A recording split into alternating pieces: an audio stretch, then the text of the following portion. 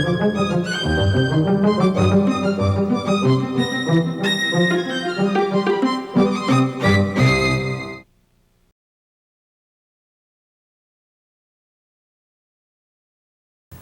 my name is Terence Winch, and it's my pleasure to welcome you today to Hoko Palizzo's The Writing Life.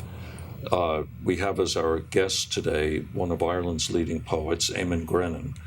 Eamon was born in Dublin, but has lived in the U.S. and in Ireland for actually since around the 1960s.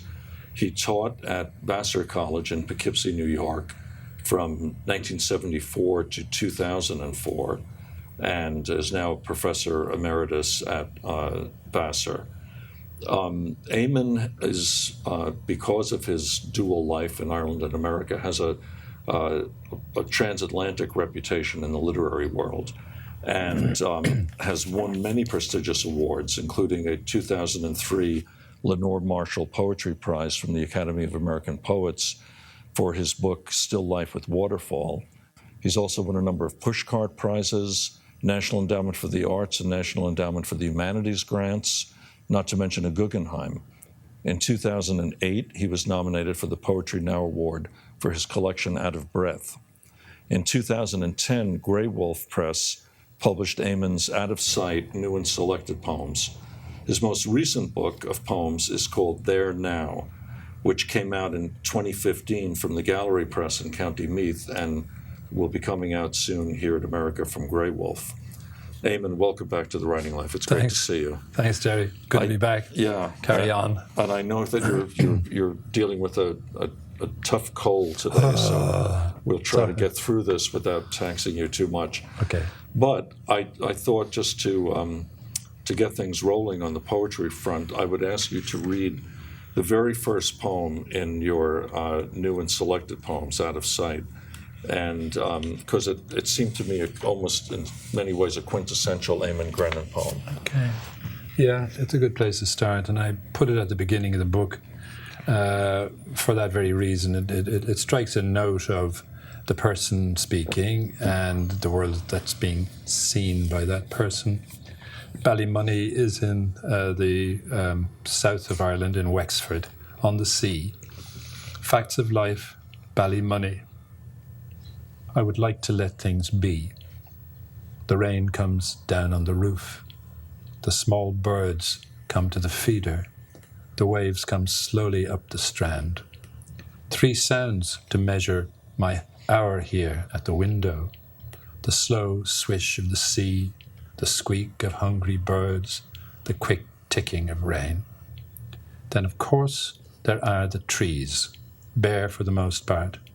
The grass wide open to the rain, clouds accumulating over the sea, the water rising and falling and rising. Herring gulls bobbing on the water. They are killing cuttlefish out there, one at a time, without fuss. With a brisk little shake of the head, they rinse their lethal beaks. Rain swollen, the small stream twists between slippery rocks. That's all there's to it, spilling its own sound onto the sand. In one breath, one wink, all this melts to an element in my blood. And still it's possible to go on, simply living as if nothing had happened. Beautiful.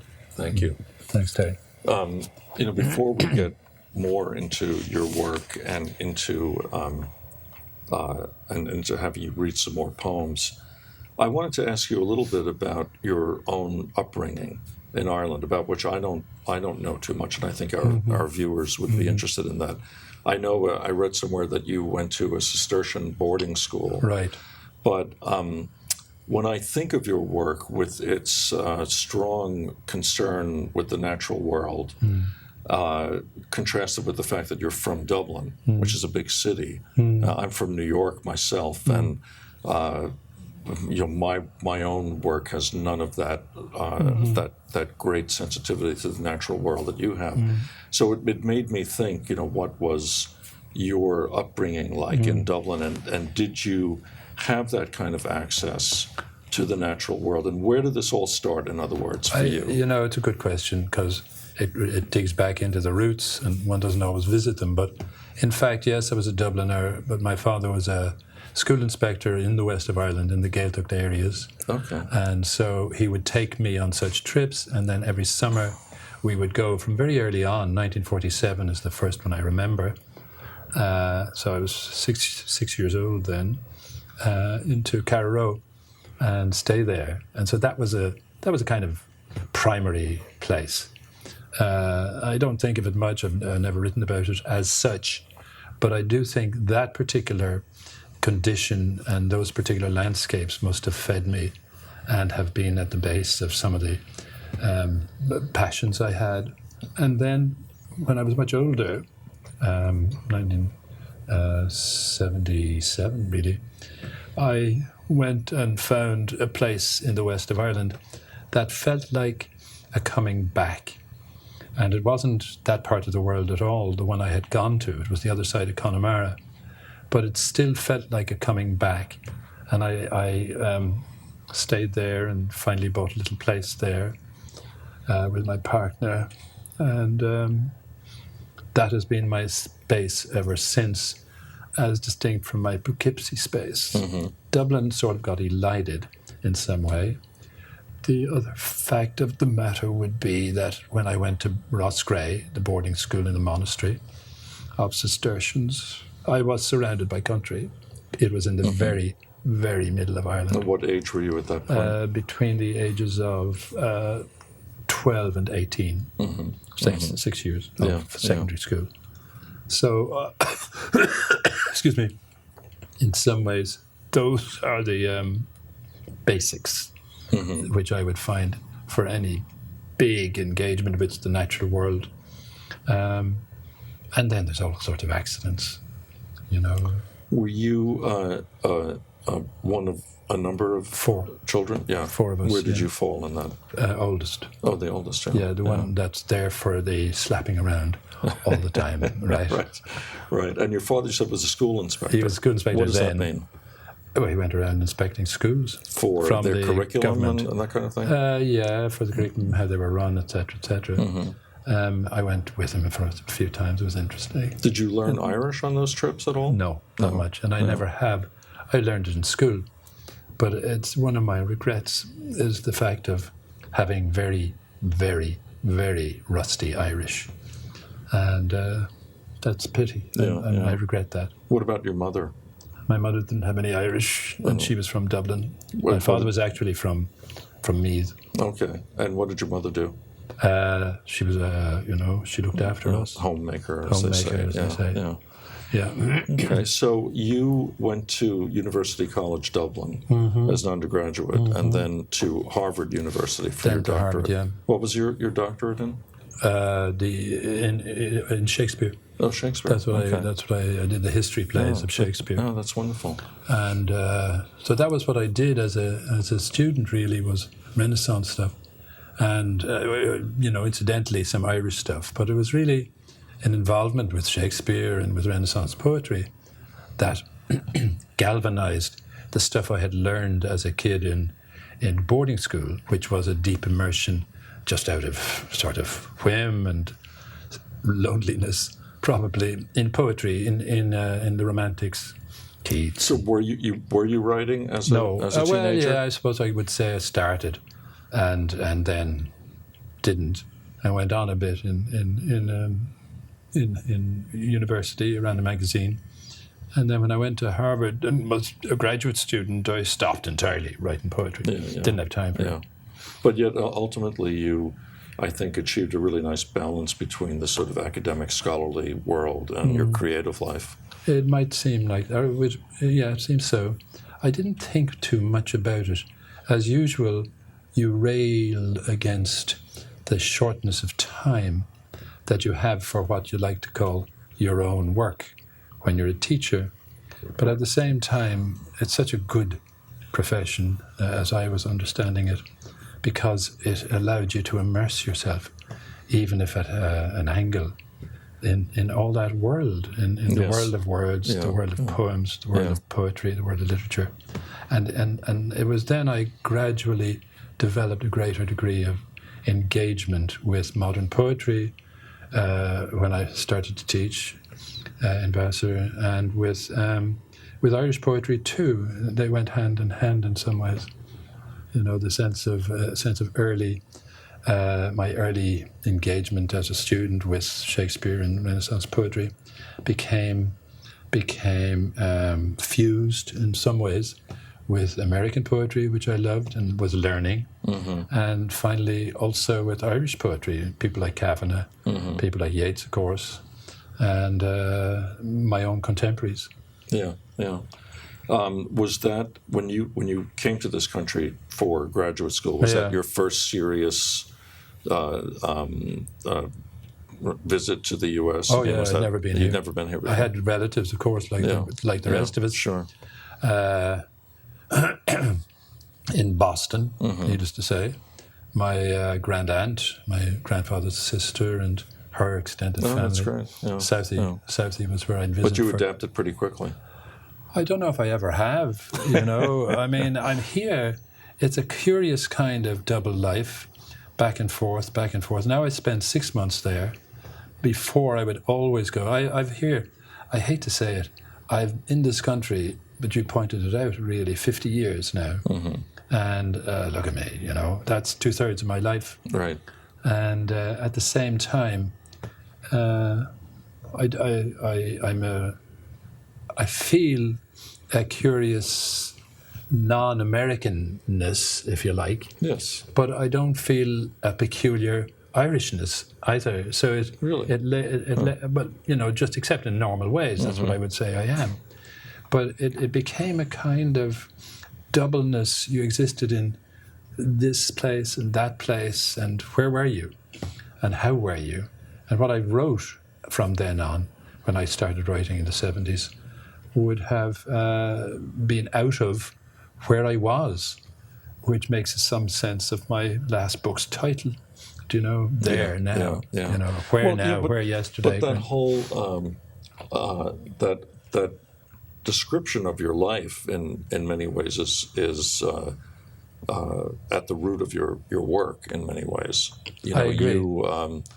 You more than really most well-known Irish poets, and we'll call you that because you're from there. Yes, of course. You really do have a double identity. Yeah. There's a few others. I mean, there's Paul Muldoon and Eamon Wall and others who have spent a lot of time in this country. But you actually have written very insightfully, I think, in your wonderful collection of essays, Facing the Music, which came out in the late 90s, Facing the Music, Irish Poetry in the 20th Century, which covers a lot of ground. But I couldn't help but jump to the one of the last essays in the book when I started reading it recently, called The American Connection, which I found really fascinating.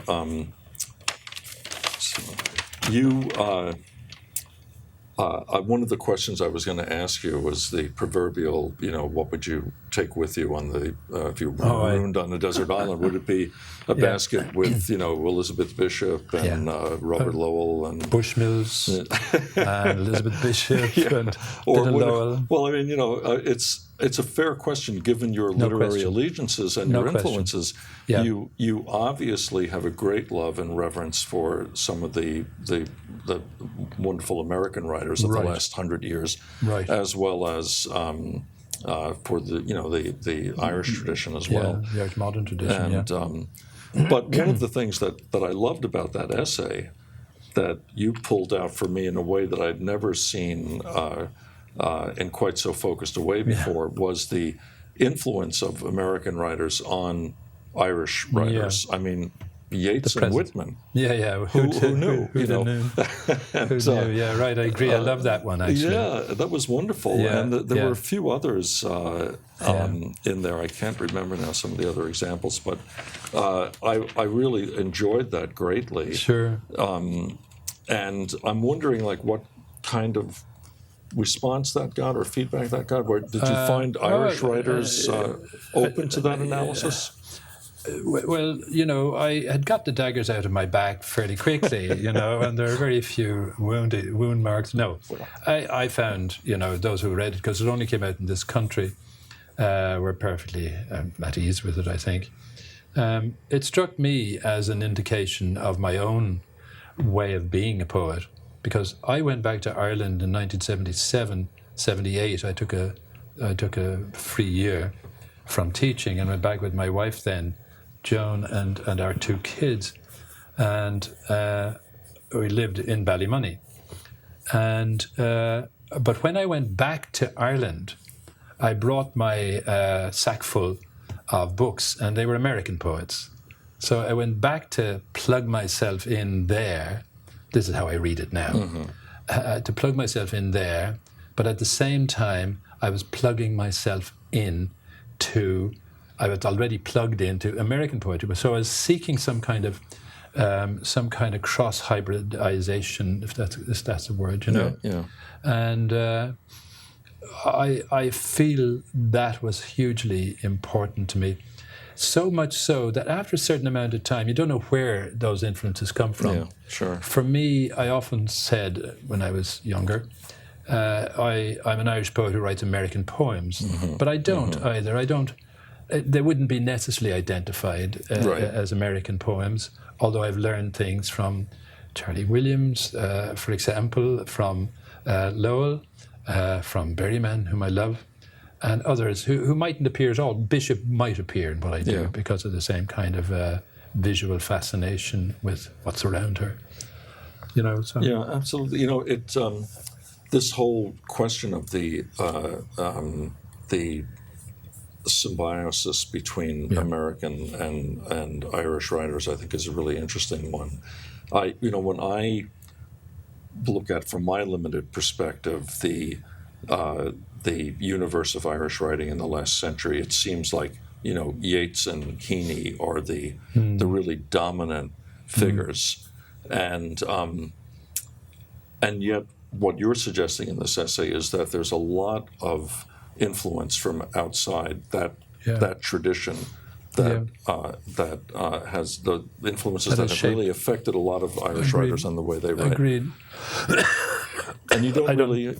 And speaking of Seamus Heaney, we lost him not too long ago, and I wanted to ask you if you could read the poem to Seamus in your new book. It's a short poem in memoriam for Seamus Heaney called "Sudden Dark." Okay, I'd be happy to do that, Terry. I would also say that the kind of the whole American Irish thing is hugely important. I've written a little play called Emigration Road about Irish America, about coming to Ireland, coming to America from that. Let's talk a little bit about that after the poem. Seamus, however, is a fine example of somebody, though Seamus remained so rooted in America, in Ireland, how and what he learned from the Americans is there in the books from his middle period. This is called Sudden Dark in Memoriam S.H. Although I couldn't shoulder his coffin like those who carried him out of the ordinary into the marvellous, I still have to take the pressing heft and ponder of it to heart and feel the grave weight of the great absence he'd become by leaving us that way in his wake to make the best of it, with the whole place emptied out and the left bereft rest of us seeking about among what remained of him for the right way to say sorry, say grief, say the silence, and find in it as he would some smallest shard of light, pointed and painful to touch, but still a glimmer to inch us step by wary step out of the sudden dark we find ourselves at a loss in, and no such other help coming. Oh, that's really nice trivia. It's really nice. Well, I figured out if I was going to write anything about Seamus, it should be very short. I didn't want to get into anything else. You started mentioning some of the plays that you were writing. Would you tell us a little bit more about that? Yeah, for the last 7 years, I guess, I've been writing these plays for voices for a couple of actors who are my good friends over in Renville, close by, and I knew they were doing theatre, and thought I'd do stuff for them. And in some ways, it's another way into to something that doesn't get into the poems. I've done an adaptation of Synge's Iron Islands, which is a book I love, and I've done a piece on Yeats and his women, mainly the women, and done a piece on Joyce and his muses, but it's a one-woman play for Nora.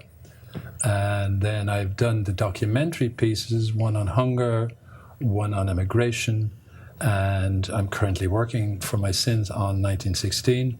Oh, really? And I also did a piece on Whitman, actually, of the same kind. Oh, no. Are these they're not published? On a regular basis in Ireland. And here, we did a little tour here and so on. And none of them have been published, though? No, I've kept them off that. I mean, I haven't had the energy, I suppose, to pop them into, try to get a book out of them. But for me, I'd always been askance at history. And so a lot of it is an engagement with something that wouldn't get into my poems, in some way or another. Although when I look at them again, I feel, they are connected. But the ways in which they are connected are rather interesting to me, But two of them, and they are iconic figures, Yeats, Joyce, Whitman. Of course, And they are iconic moments in Irish literature. Synge's Iron Islands, the last gasp of a certain kind of 19th century, island life, and then the emigration, of course, and the famine, all of which are and then 1916. Yeah, these are four iconic, absolutely, compass points in contemporary modern Irish life. I look forward to seeing them, I'll send you some of the text. Are they going to? Do you think ever go up online or anything like that? Or?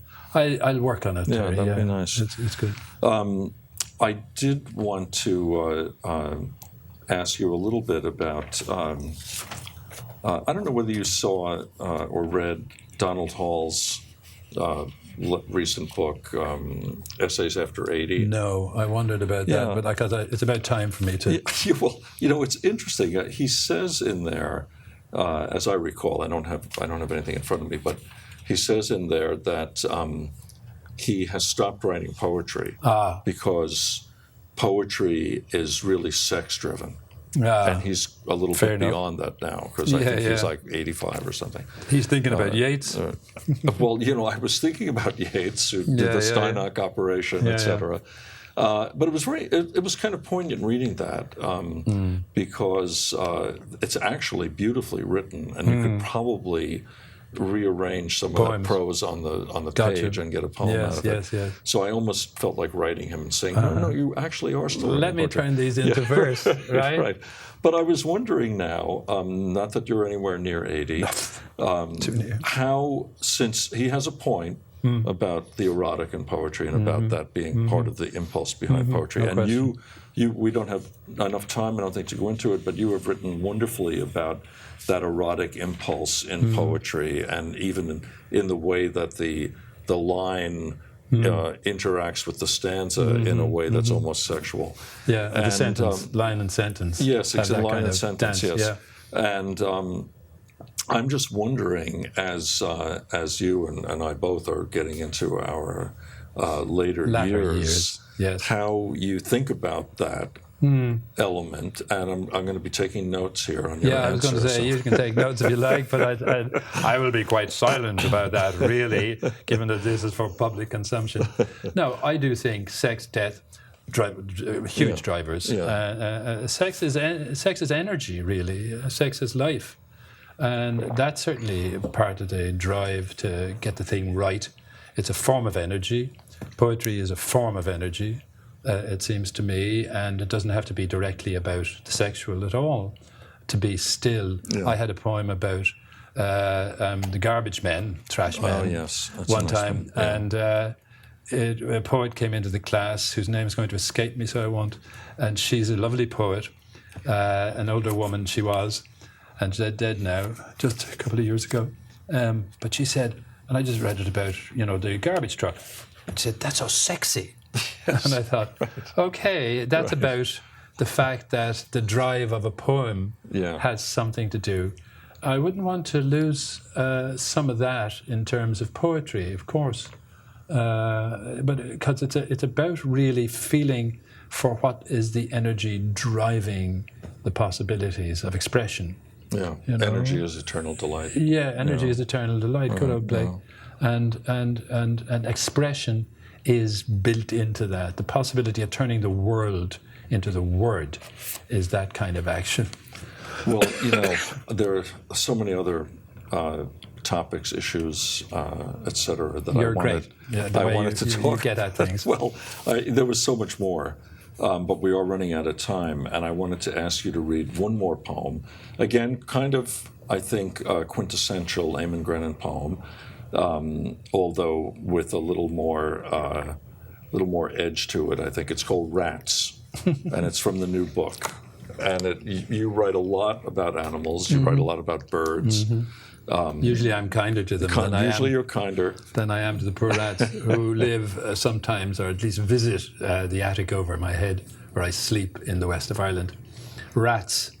Scratch scurry of rat nails overhead, where they scamper across attic boards and with desperate teeth drag at the poison laid for these disturbers of the peace of sleep, these low-bellied squeak-squatters of darkest corners that have crept out of the weather to cross-hatch themselves into your dreams and be an agitation of the nerves, as if what's unspeakable were made flesh, and all your deep-buried distresses resurrected and released into the light of day, to dare you again against the grain, and flinch as you might to find words for them, though you feel no pity for the death that has to happen, only antique horror at having the space above your head invaded by creatures of such sharp, dark-fixed intent, triggered by nothing but bright teeth and ravening appetite, to eat you out of house and home by gnawing to the bone each tingling, terrified, toothsome morsel. There you go. Unsparing. Sorry about that. That's the way wonderful. to go out. No, that's wonderful. It's not. Yeah, right. Okay. No, I really enjoyed those Thank you, poems. Terry. Eamon, thanks so much for being with us today. That was a real pleasure. Thanks, Terry. Great to It was see my you pleasure again. to do it again and to be here with Hoko Palizzo and yourself, of course, inimitable. It has been a real pleasure, yeah. Good. And it got me over me cold. Oh, good. I'm For the glad to hear moment. that. And thank you all for joining us today for Hoko Palizzo's The Writing Life with Eamon Grennan. And we'll see you all next time around.